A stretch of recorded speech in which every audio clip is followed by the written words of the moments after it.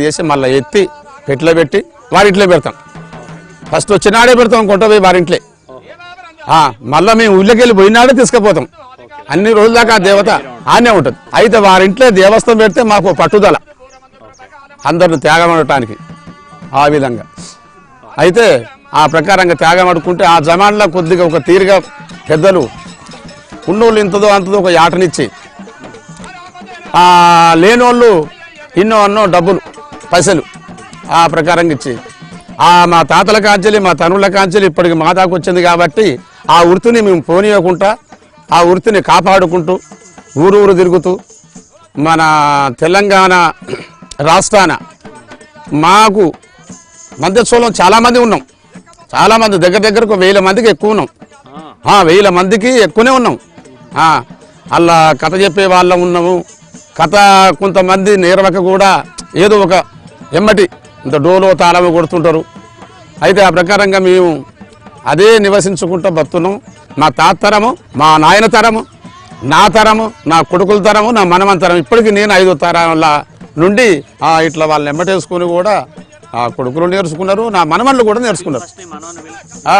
మనవాడ ఇట్లా శివ పాడు మీ తాత వాడే పాట ఒక పాడు. తాత దగ్గర కూర్చో ఏదైనా ఒక పాట పాడిపియండి మంచి. రామ రామ ఓ రాఘవ రామ ఓ రామ అయ్యో జయ రామ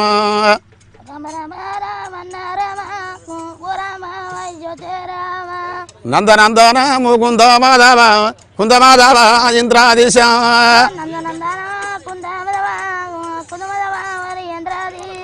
కోరింది కౌరెల్లి మల్లు ఏలింది యమలాడ రాజన్న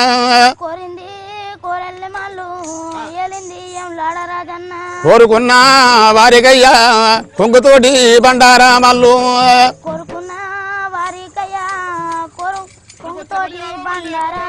మంద వీరగంగ మైలారగంగ తోటి వీరగంగ తోటి కొండగంగ శాంతి లోకమాధవమ్మ యమతిరిగి రాజవమ్మ దేవత లోకమాత ఈనాటికైనా ఆనాటికైనా యాదవ దేవత గనక అమ్మవారి గంగ భవాని. అగో ఈ ప్రకారంగా చెప్పుకుంటామండి.